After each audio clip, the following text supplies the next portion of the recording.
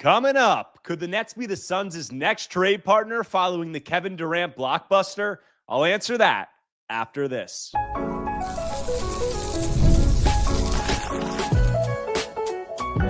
You are Locked On Nets, your daily Brooklyn Nets podcast. Part of the Locked On Podcast Network, your team every day. Welcome into the Locked On Nets podcast right here on the Locked On Podcast Network. It's your team, the Brooklyn Nets, every single day. I'm Erik Slater, Brooklyn Nets beat reporter for ClutchPoints.com. Thank you for making me your first listen of the day. This show is 100% free on all those great platforms. This episode is brought to you by Monarch Money. Take control of your finances with Monarch Money. Use code LOCKEDONNBA on monarchmoney.com for 50% off your first year. And on today's show, I'm going to break down why the Nets could be the Suns' next trade partner following the KD blockbuster, detailing how they could help Phoenix from a roster and financial perspective.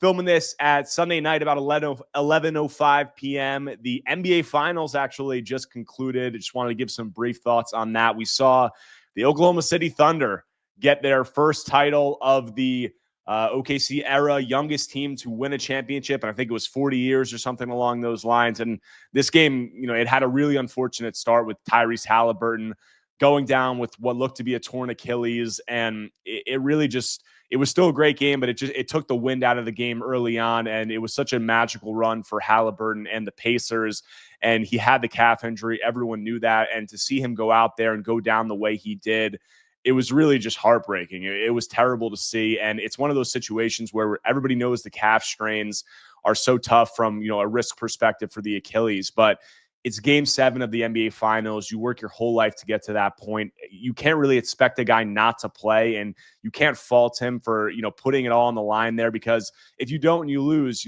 there's always going to be the what if. So Halliburton tries to play through it. He has a hot start. He hit 3 threes right in the beginning of the game. Then he goes down with the Achilles.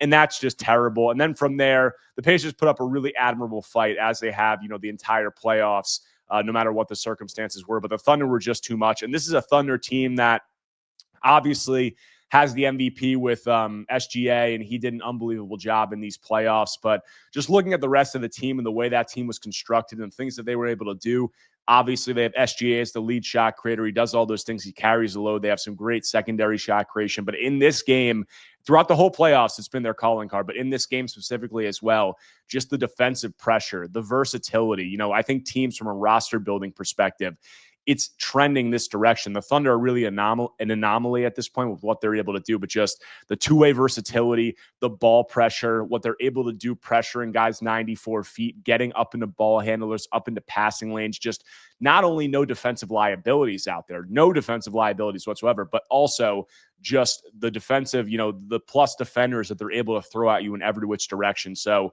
just two-way versatility, defensive capabilities, just length, being able to pressure the ball. It just really stood out with this OKC squad. And I think you're going to see, the NBA trending forward. The players are just getting better and better, more athletic. And, you just need to have defenders like this. You need to have guys who can make other teams uncomfortable. And that is, a championship winning formula of basketball. And we really saw it from OKC throughout this whole season, but particularly in these playoffs and in this Game 7, it was just on full display.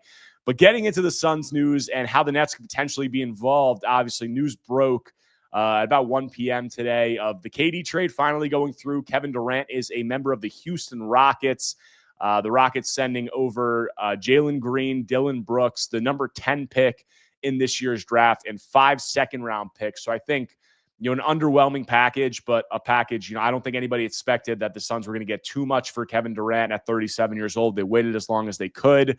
They finally had to accept an offer ahead of the draft, and they wind up going with this one. And it's only a 2-team deal at this point, but because of a poison pill clause in Jalen Green's contract, this deal is not going to be finalized until July 6th.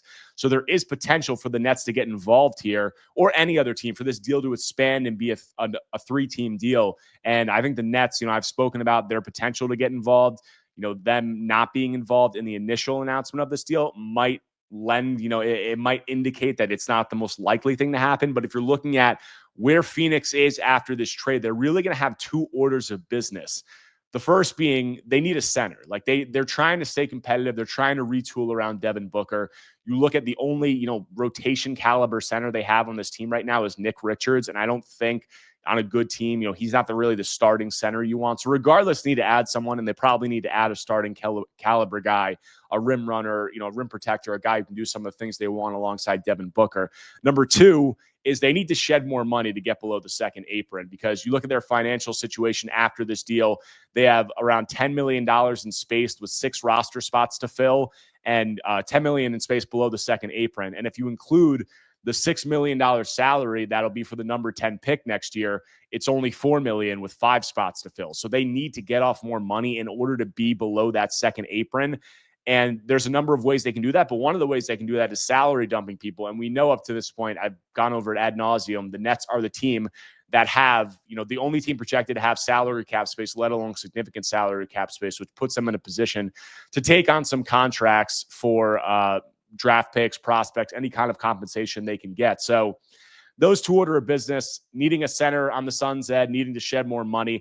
The Nets are in position to help them out with both of those things if they want. They obviously have Nic Claxton, who is a guy who's been rumored to be potentially available for trade.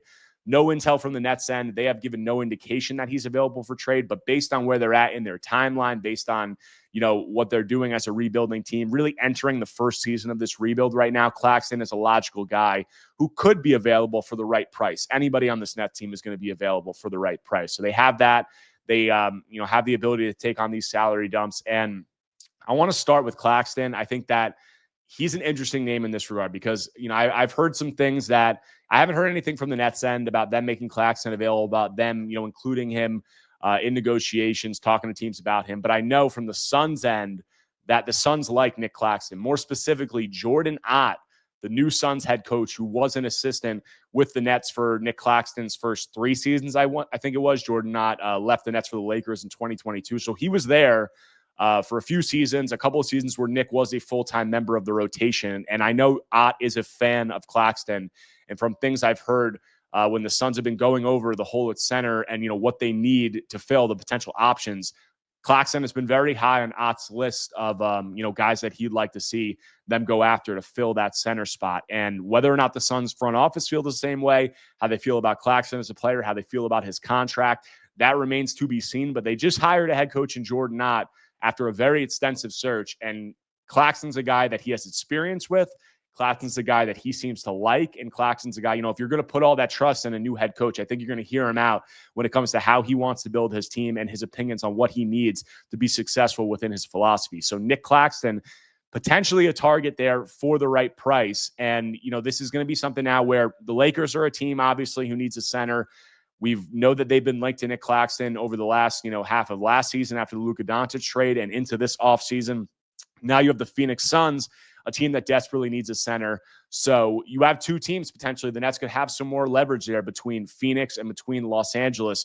2 teams in need of a center. Maybe you play them against each other. Maybe there's a potential there for you to fetch a nice return for Nic Claxton. And what could that look like in a Nets-Suns deal? I'll get into that after a quick break. But before that, I want to tell you about our friends over at Olipop. Olipop is a new kind of soda made for people who love the classic taste of soda, but want something that supports their health. With just 2 to 5 grams of sugar and 9 grams of prebiotic fiber in every can, Olipop is reimagining soda in a way that's better for your gut. Traditional sodas, guys, you know this, they're loaded with sugar, like 39 grams in a regular Coke, 44 grams in an orange Fanta. Olipop flips that script with just a fraction of the sugar, no artificial sweeteners, and gut-friendly ingredients like OliSmart, a blend shown to support digestive and overall health. It's soda that tastes like the real thing, but actually does something good for your body. What flavor am I trying first? It might be their cherry cola. It might be classic grape, or maybe even Dr. Goodwin, their Dr. Pepper dupe. There's nothing better than cracking open a soda that actually supports your gut health. Get a free can of Olipop. Just buy 2 cans in any store and they'll reimburse you for 1. Head to drinkolipop.com/LockedOnNBA to claim your free can and find an Olipop near you. There's drinkolipop.com/LockedOnNBA. Coming back from the break here on Locked On Nets, talking about Brooklyn potentially getting involved with the Phoenix Suns in a trade, maybe expanding the Kevin Durant blockbuster that just went down between Phoenix and Houston. And I said two areas that the Nets can help Phoenix after this KD blockbuster. Number one was getting a center for them. Number two was helping them shed money to get below the second apron, focusing on number one and Nic Claxton's potential as a target and a guy that Jordan Ott likes there, and potentially the Suns could look to go after. When you look at, Phoenix and what they got in this trade, the headline asset that they got is the number 10 pick in this draft. So, there's a framework that could potentially be had involving that, where obviously the Nets have 19, the Nets have 26, the Nets have 27. We're 2 days out from the draft, so this would have to happen, obviously. This would have to come together pretty quickly, but there is a framework there where maybe the Nets take back one of Phoenix's mid-sized contracts, or maybe they take back multiple contracts to help them shed some money. They send back Claxton, and in return, they move up from one of their picks, whether it's 19, whether it's 26, whether it's 27, to get to 10. I know that Phoenix was, highly coveting that number 10 pick in trade negotiations, because when you look at what they got, Jalen Green, probably seen as a negative contract by most front offices. Dylan Brooks, a good player, but 30 years old, a rotation caliber player, but nothing like headlining there for a Phoenix team that's going to be a few years away probably from competing. The number 10 pick was the premium asset that they got in this deal. So even if they're acquiring a player like Claxton, I think obviously they're going to value that, very highly, because it's the main asset they got in this deal. So I wouldn't expect them to just give it up, or I wouldn't expect obviously the Nets to be getting that like outright, or even moving up from 26 or 27 to 10. There could potentially be a framework where maybe the Nets move up from 19 to 10, and Claxton is involved. You take back a mid-sized contract, whether it's maybe Dylan Brooks and Royce O'Neal, or Grayson Allen. Like Dylan Brooks, Grayson Allen, Royce O'Neal, 3 mid-sized contracts that aren't, too long-term. Allen has 3 years. Royce is 3 years, but has a small number. And Dylan Brooks has 2 years, one after this coming season. So you could take back some assortment of those guys with Claxton, package it with 19, package Claxton with 19, and try to move up to 10. And that would give the Nets, 2 top 10 picks, 2 lottery picks, an ability to pick from, 2 of the, second, third tier prospects in this class, and give them 2 really nice players. So I think that that's something that's definitely a possibility for the Nets at this point. It's something that I think the Suns will look into. And it's something that if the Suns were to go after that, it would have to come together rather quickly, as I said, because by the time this is posted, it's going to be Monday morning. The draft's Wednesday night. So if this deal was going to expand, both teams would have to get into it pretty quickly. And if you look at, where Phoenix is at right now, they're a team that can't really blow it up, obviously. Like, they didn't make this trade to blow it up. They really can't reset without the control of their picks, because the Suns have their picks. They didn't get any of their picks back in this deal. So it really is just trying to retool this around Devin Booker and trying to stay competitive. And they're not going to do that without a decent center on the roster. If you're trying to get Devin Booker to stay invested, giving them a pick and roll, giving him a pick and roll partner, something to play off of, Nic Claxton could be a nice guy there, and really something better than what he's had at his disposal throughout this era. Obviously, they gave up so much in that initial Kevin Durant trade, and they really weren't able to fill that center spot. They went after Jusuf Nurkic. That deal turned into just a massive failure. Then they went and got Nick Richards, nice player, but not a guy there who, is going to necessarily, be a starting caliber guy for them. So Nic Claxton, I think, makes a lot of sense. Doesn't make sense from the Nets end. Obviously going to depend on what the trade is. If you're looking at an opportunity for the Nets to move up to 10, that I think would be pretty enticing, especially if maybe you get back Dylan Brooks in the deal. Maybe it's a deal where it's 19 and Claxton for 10 and Dylan Brooks, something of that that framework, and the Nets can move up there. And you have Dylan Brooks, who isn't really a salary dump. Maybe you can flip him for something else. Maybe there's something in that framework that works. But when you look at the Suns roster construction right now, they have a lot of guards, shooting guard, wing. They have a lot of guys in that positional mode, a little bit smaller. They obviously have Bradley Beal and Jalen Green, Devin Booker alongside them. Then you have Grayson Allen, Royce O'Neal, Dylan Brooks. It's just a log jam on the wing there. And I do think they'd value Dylan Brooks because he's a veteran guy. He, has that ability to be a guy who's a pest and can do some things defensively. But at his age, I think it wouldn't be a guy that they're necessarily just like off limits that we're not going to move off of him. So if you can take him and, flip him into a guy like Claxton, still have a top 20 first round pick alongside that you're getting in this deal. And then you have these other wing players who are still at your disposal, in the rotation. It's not the worst outcome for them. And there's definitely a logic, a rhyme, a reason that you could tell from their perspective and you could tell from the Nets perspective. So do I think that that's likely to happen with Nic Claxton going to the Suns? I wouldn't say it's likely. I don't think the Nets have to trade Claxton at this point. Obviously, I've been over that on several podcasts. He has, 3 years left on his contract. It's descending, so the final 2 years are going to be a pretty good value. But if the Nets are able to get up into the top 10, a second top 10 pick in this draft, and they have a guy that they really love and they want to, get at 8, and they have another guy that they're really high on that they don't think they can get at 19, and they move up to 10, that would make a lot of sense. And I have heard that the Nets have been inquiring with teams about moving up to acquire a second lottery pick. So I know it's something that they have interest in. Whether they have interest in using Nic Claxton as a vehicle to do that, that remains to be seen. But there are enough things here, that could line up to make this make sense. The Nets want to move up and get a second lottery pick. The Suns need a center. There's a framework that makes sense for both sides there, with the Suns not, just giving it up for nothing in terms of draft picks in this year's draft. They could get one in 19. So both sides have something they're looking to do. Both sides have something the other wants, and whether or not they're able to come to agreement that they, deem as fair, we'll see. But I think we'll, obviously know sooner rather than later on the Claxton front, because the draft is on Wednesday. There's also the potential salary dump front with Phoenix needing to get off this money. Maybe there's a framework that doesn't even involve Claxton. What could that look like? I'll get to that after a quick break.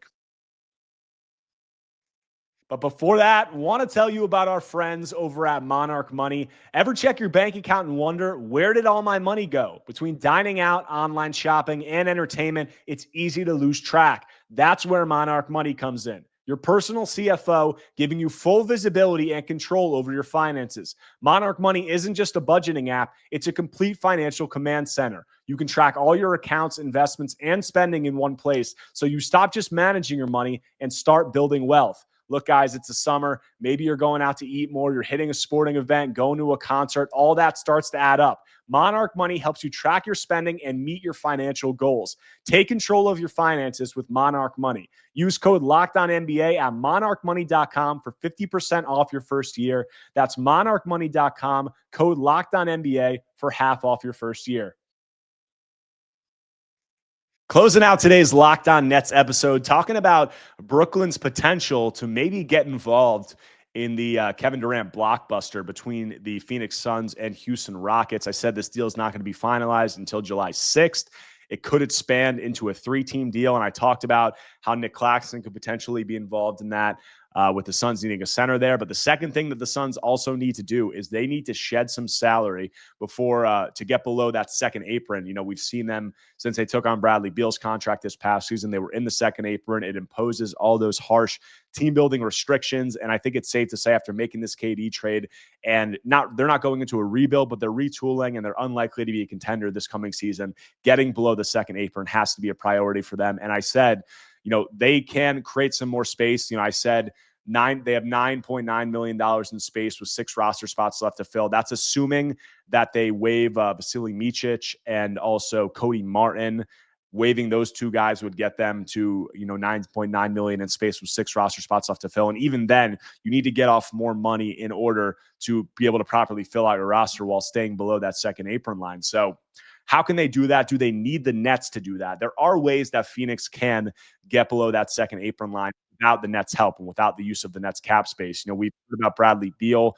Obviously, his contract has been a huge impediment to them from a team building perspective. He has that no trade clause. Could they get him to waive that, and could they trade him? I think it's pretty unlikely at this point that they're going to find a trade for him without, first he has to waive his no trade clause, but also they'd have to attach premium assets to get a team to take on that contract, which is, has $110, $120 million left over the next 2 seasons. So I think that's unlikely. An idea that has been floated by some Suns people is them potentially buying him out. They could potentially look to do that, but Beal would obviously have to agree to that. he would have to give up, a portion like Yossi Goslin, who I recently did a podcast with, had a great article about this from a couple months ago for seeing this as a potential possibility. And he cited Kemba Walker and Blake Griffin as possibilities, guys who had an extra year, the season and then a coming season after that left on their contract, big money guys who agreed to buyouts. Both of them gave it back around 25% of what was remaining on their contract. Will Bradley Beal do that? He doesn't have to do that. Could he? Maybe will, if he could potentially make it up with a contract during that 2-year span with another team. And also, if the Suns say, hey, we're not going to play you and, you're not going to be a part of this rotation and you're just going to sit on the bench, maybe they could leverage him or force him, to do it that way. But Bradley Beal has been a guy who's been comfortable sitting there. We saw it last season with all the dysfunction that played out. But that is one way that they would be able to get under the second apron without the Nets' help. Another way that they could try to save some money is Royce O'Neal's only under contract for around 10 to 11 million this coming season.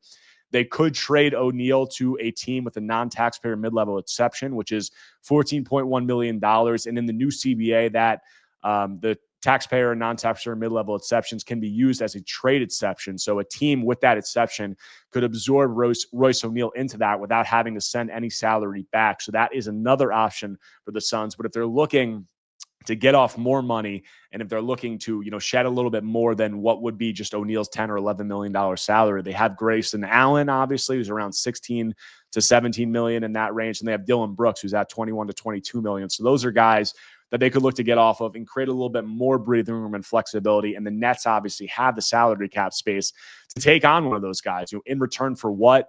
It would depend on, you're looking at what the Suns have from a draft pick perspective. They have the number 10 pick, obviously. I talked about the frameworks that could be possible involving Claxton there. Could the Nets potentially get that number 10 pick without sending back Claxton and just taking on a salary dump? I would say that's probably pretty unlikely, given, what I said about how much the Suns probably covet that pick, given it was the only premium asset that they got back in this KD trade. But never say never. But, if you look at the assets behind that, what the Suns have, they have a couple of first-round picks that they got in that trade when they sent this past season, when they sent their 2031 first-round pick to the Jazz. And they got back those 3 other first-round picks, which are kind of the crappy first-round picks. Like they're the 3. There's 3 swap possibilities, and they're the lowest of the swap possibilities. So they're going to be low first-rounders. So they have the number 10 pick. They have those 2 first-rounders, which are probably going to be lower. Than they have all the second-round picks they got back in this deal. Is there a way that the Nets could figure out, the Nets and Suns could figure out how to save them some money, help them get below the second apron using some of those assets? I definitely think that it's a possibility. And in those scenarios, I think you'd be looking at guys like Grayson Allen, Royce O'Neal, Dylan Brooks, probably. Jalen Green is the big money guy. He makes, $33 million.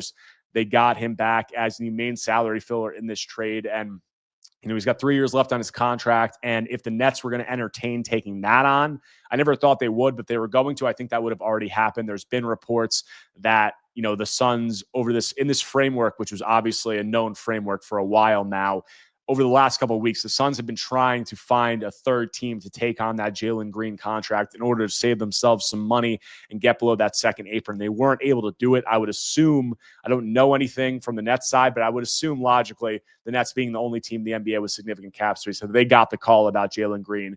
They got the call about, potentially taking that deal on. And it doesn't seem like it was something that they thought was worth their while for what the Suns were willing to give up. And I just don't think that Sean Marks would want to clog the books for that long, 3 coming seasons, especially the Nets are going to pay Cam Thomas probably in the coming week or 2. So that didn't really seem like something that makes sense. Could they potentially work something out salary dump wise with some of these other guys? Maybe, you would think maybe that it would have gotten announced with this initial deal if that was going to happen. But, it doesn't really have to happen until the draft. And you could see maybe the Nets are holding out to get more from the Suns in this potential situation. The Suns might be trying to work through some other frameworks, some of the other possibilities that I talked about to see if they can get that done before the draft. So they might be waiting until the last minute there. But there are, with the Nets having this cap space, with the Suns needing to dip below the second apron and having some of these mid-sized salary guys, there is something there that could make sense, as is the case with what I said about Claxton and then potentially getting involved there. So a couple of different ways that the Nets can help the Suns. It hasn't happened yet. Will it happen?